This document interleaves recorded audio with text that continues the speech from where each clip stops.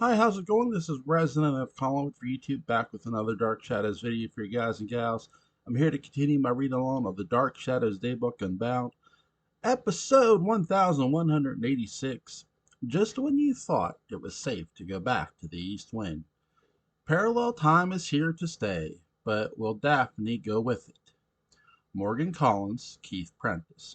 Quentin is sentenced to a beheading and denied in appeal as Barnabas schemes for a new plan for action. Meanwhile, Gabriel overhears Edith and Gerard in the throes of passion and subsequently kills her. Daphne stumbles into the parallel time room, where where her double confronts a sister, Catherine, who is ambiguous over a marriage proposal from Morgan Collins. She is still in love with a prior flame. The future coughs significantly in the wings as 1840 begins, fumbling for its boarding pass. And the transition is a complex, rich, delight. It's easily the most nuanced storyline transition of any of the show. It has become a huge universe, and a tarnish should not be a tidy thing.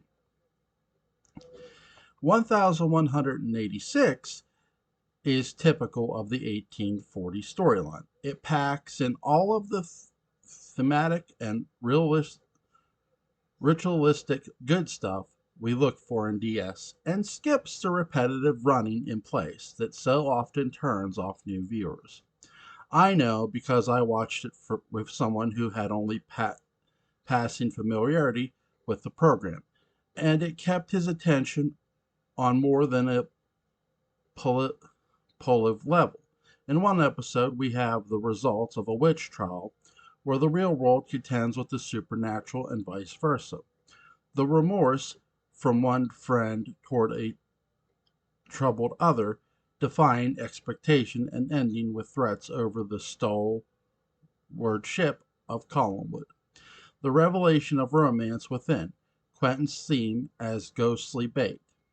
A seemingly disabled man stands and kills his wife. Someone ventures near parallel time. It's almost Disneyly dense combination of show elements. Are the writers getting desperate, or are they just tired of plotting at the strangely arrested pace demanded by the medium? It's cosmically irrelevant by this point. Dark Shadows has become its own medium, and it is finding a tempo commensurate with the intelligence of its audience. Hey, you guys, the ones complaining that we suddenly have to tune in for every episode. Yeah, please go watch General Hospital or something. The rest of us like tuning in for every episode. And now we get even more great stuff per installment. It's a brisk, witty, suspenseful installment full of satisfying moments and strange wonder. Anything that begins with the threat of a beheading can't be all bad, and the surrounding treatment of government bureaucracy should please anyone in the jaws of a mindless machine. When Barnabas appeals the impending separation of Quentin and Head, he's told that since there's no precedent for that kind of crime and punishment, there's no precedent for appeal. It's reasoning that's delivered with all of the confidence we expect from a bureaucrat who had no idea what's going on. And who cares even less if you know it? With a week before the inevitable of death and axes, you'd think that Barnabas might want to, send to Boston for a real lawyer, but he's too busy working himself up to more hard, harebrained schemes. What? Well, we'll have to find out. This is an intensely head-oriented storyline. As we have Gerard in vague remorse for Quentin, it could be that it's both genuine and strategic.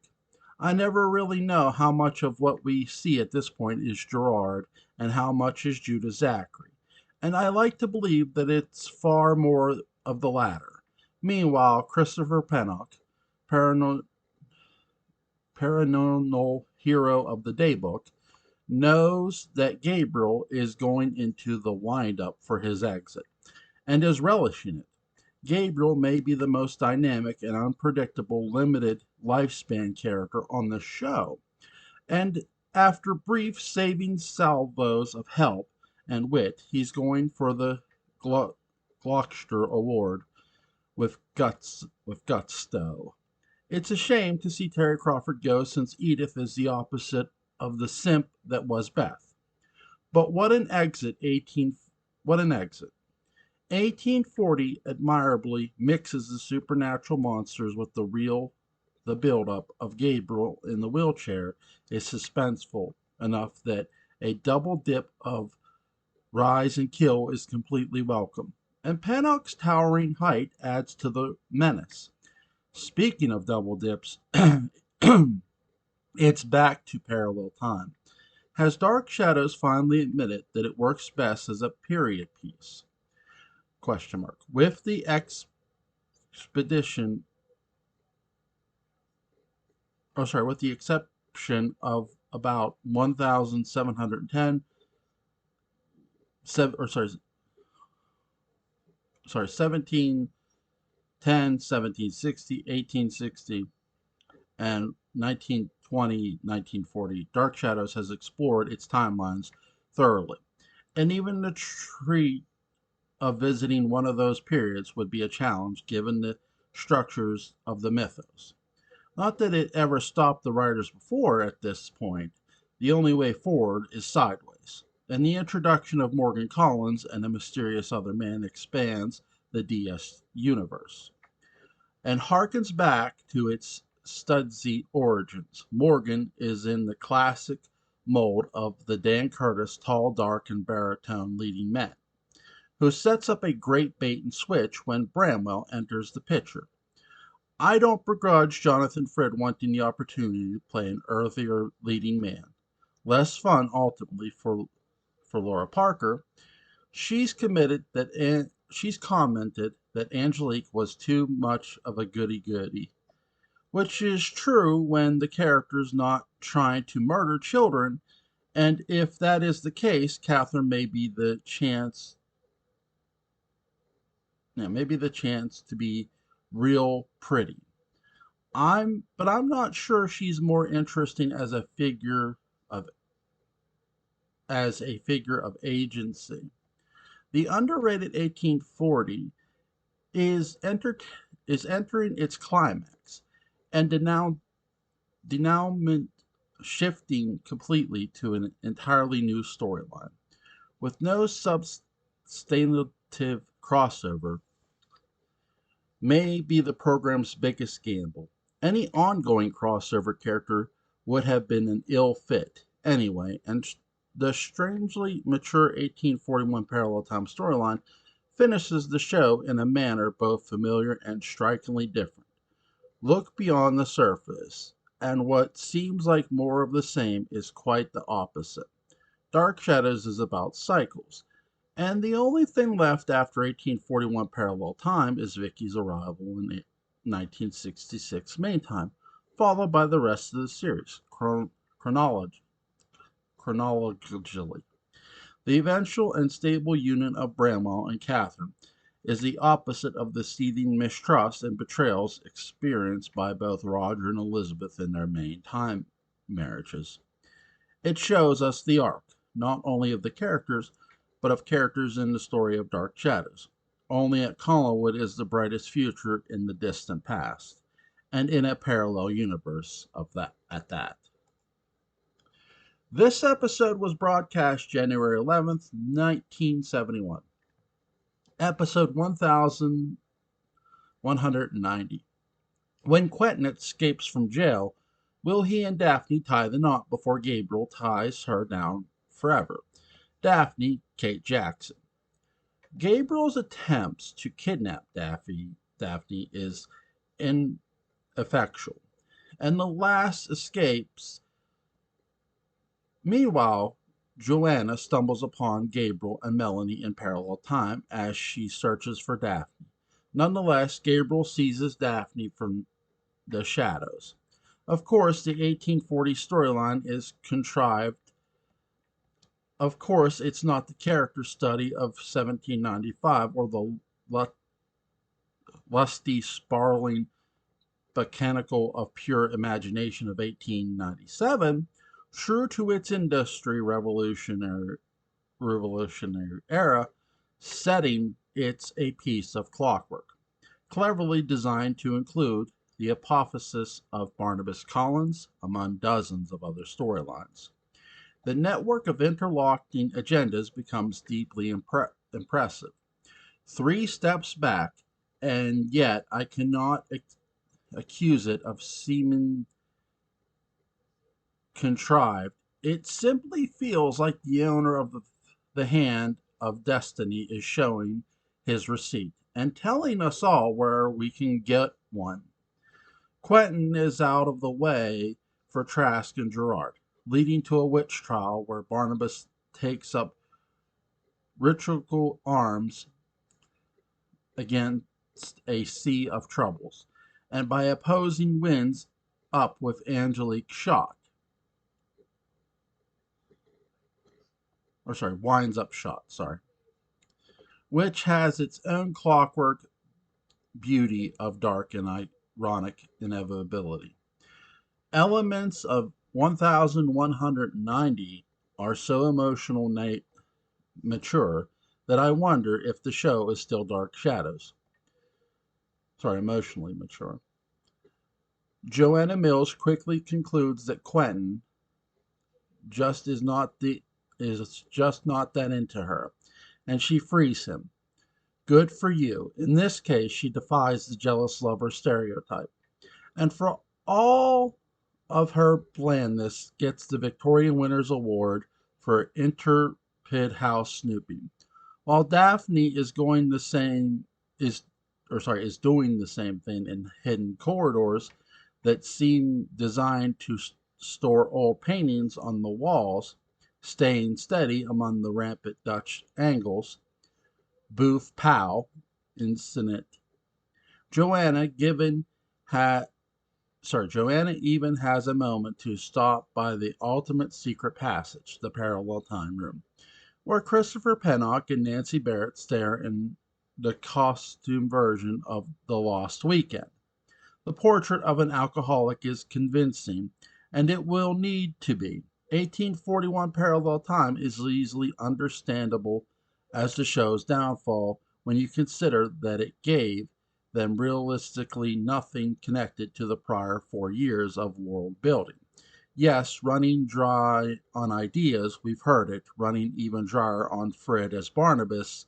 Clearly, it's simply a shame that no one thought of to extend a tendril of continuity between the universes again. Needn't even be a big gun. When the parallel time cutaway happened today, I found challenged in mustering extreme emphasis, even though the final result, 1841 parallel time, is a gem of a storyline. The highlight of the episode reliably is Christopher Pennock, the James Cagney of the DS Ensemble. Here he plays two Gabriels, and neither gent is a prize, but in totally different ways. Implosive versus explosive. The difference is arrestingly subtle, down to movement. No, not the legs. And tempo rhythm. This is the case where relentlessly training really pays off.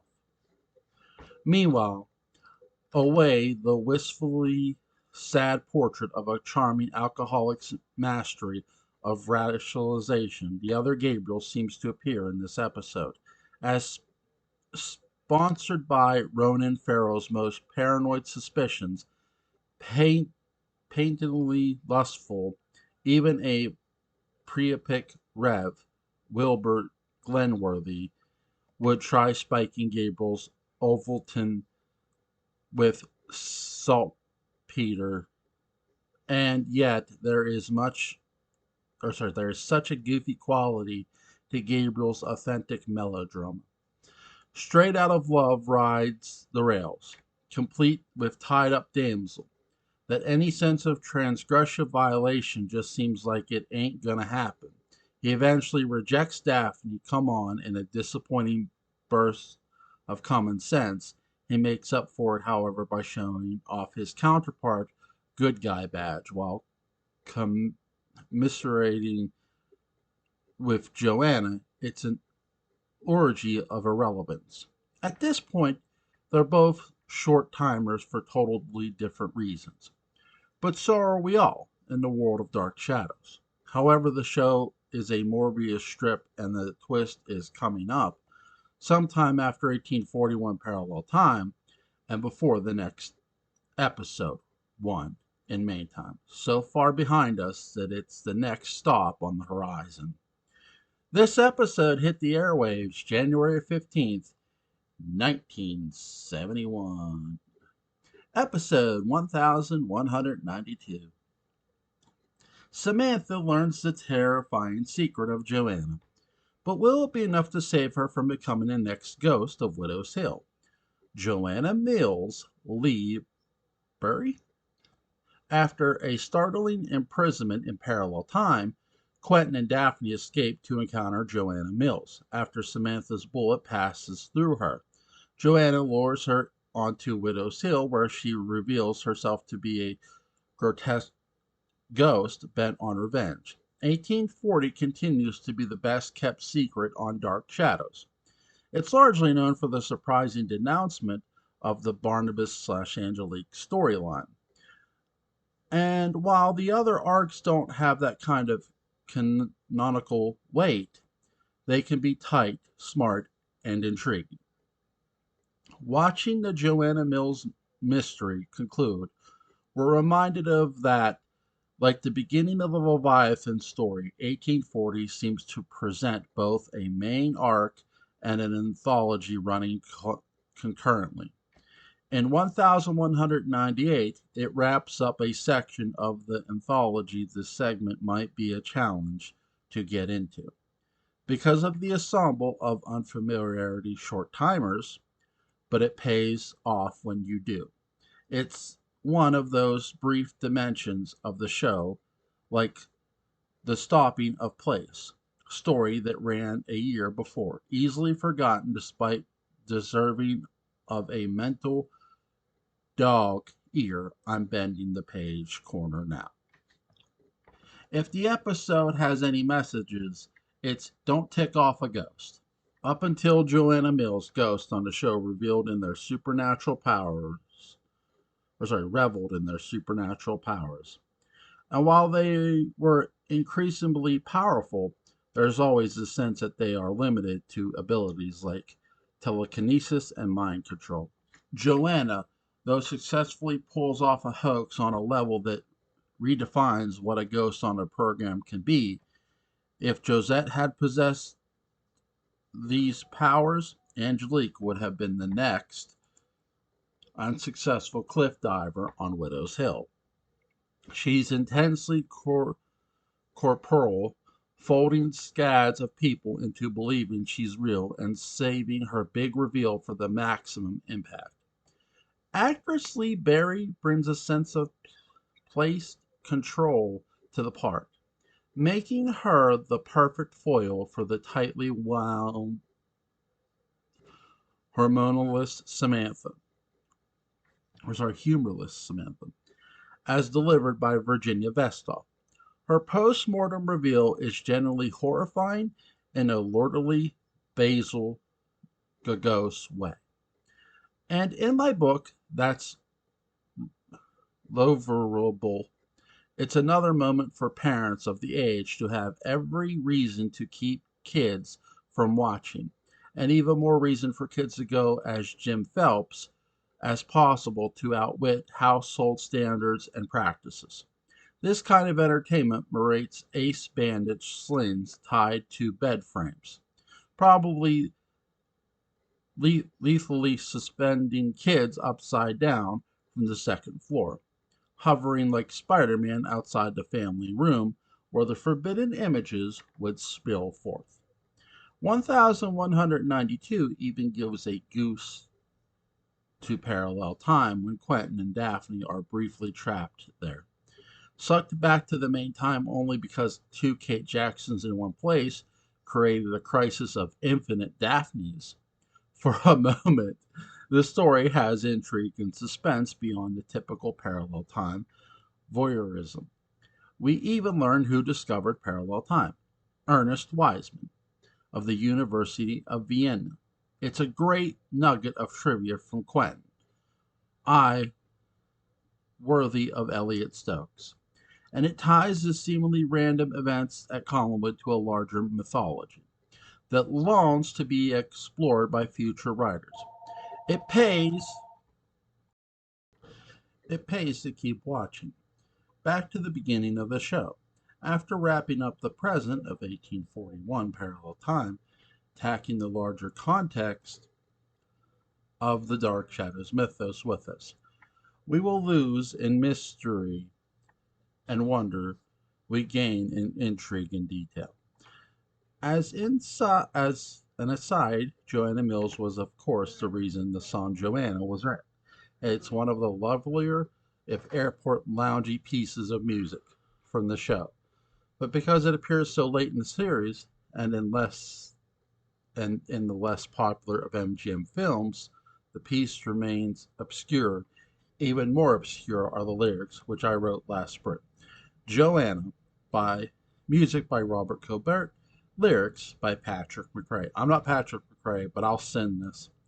I'm wearing pants, they're made of lycra, and they cling tight to me in oh so many ways.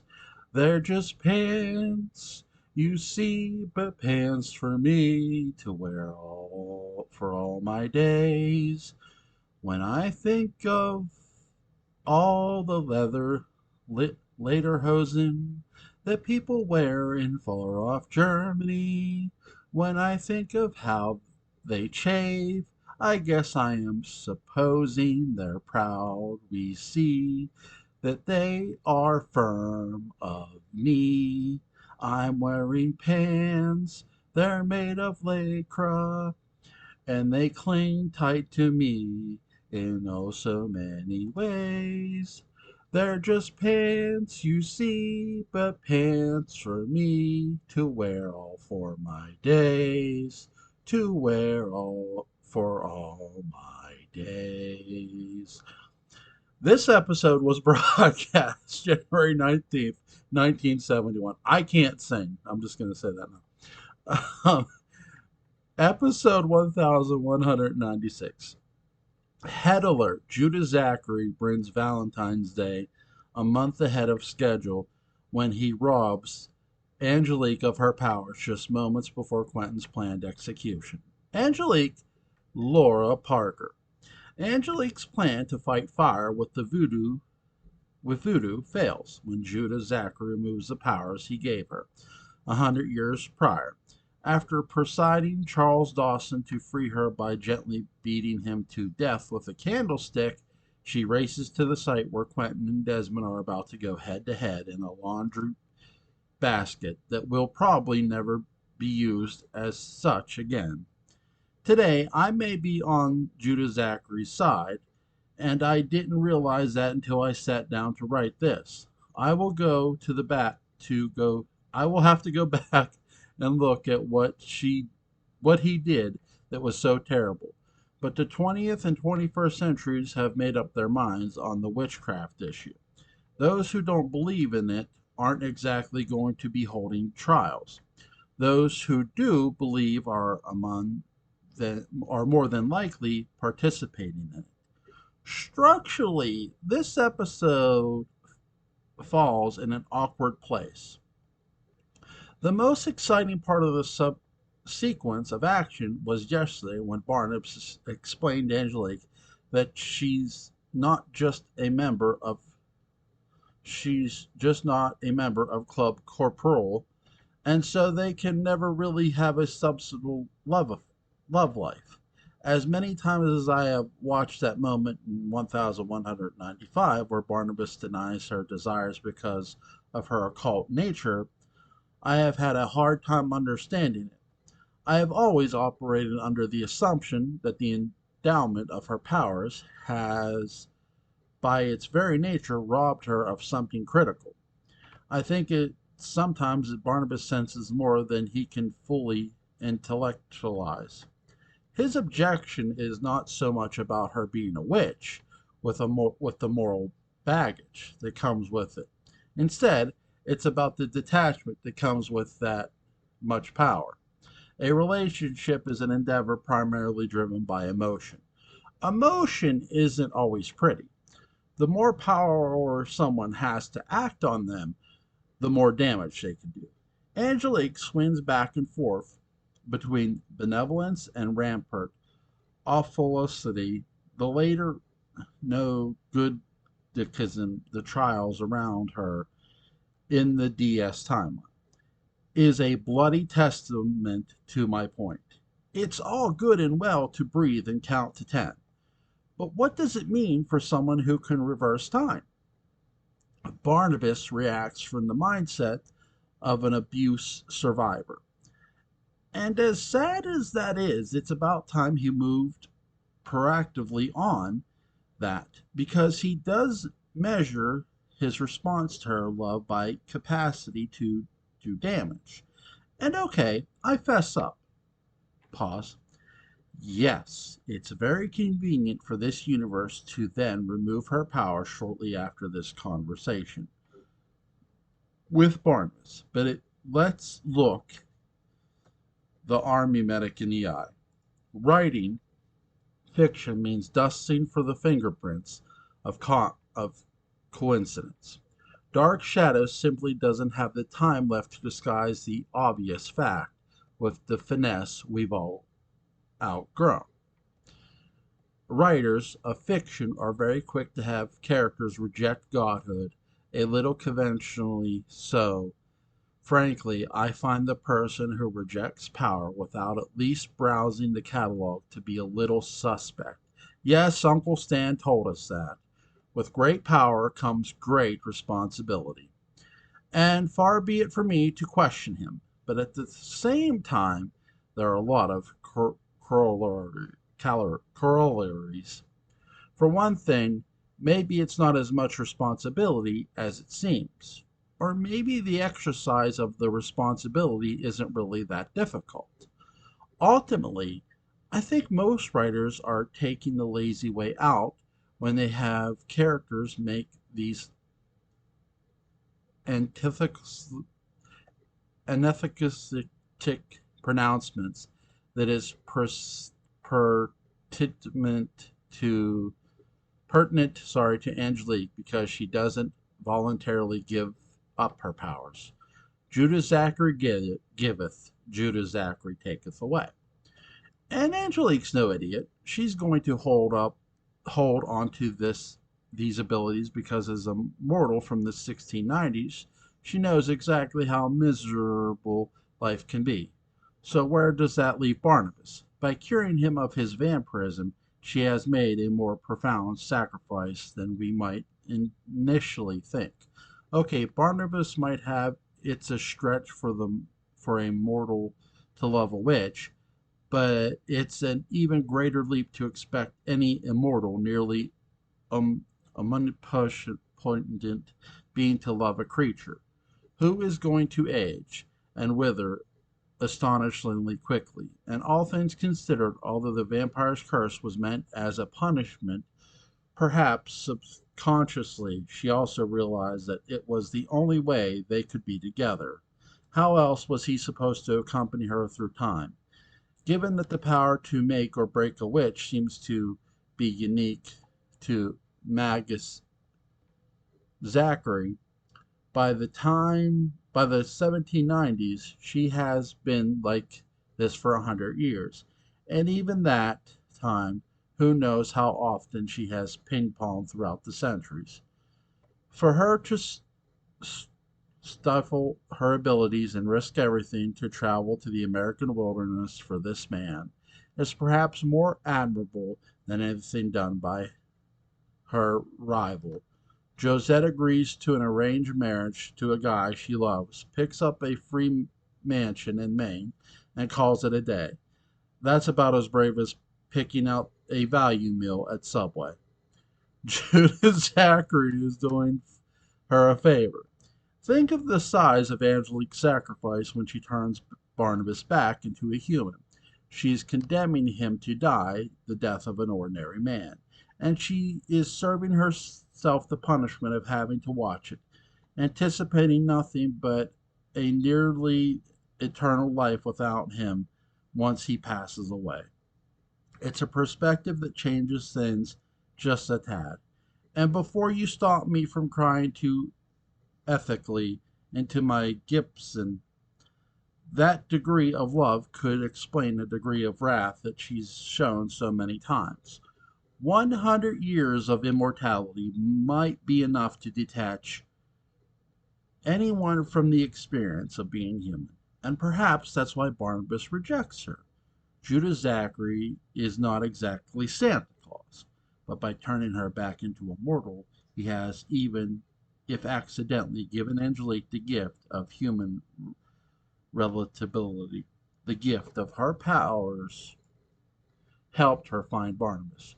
Rescinding them is the one thing that could help her keep him. This episode hit the what or sorry was broadcast January 25th, 1971. Okay, guys, I'm going to stop right there. I'm going to come back tomorrow and read episode 1197. You guys have a good day. A link to the Dark Shadows Daybook will be in the description box.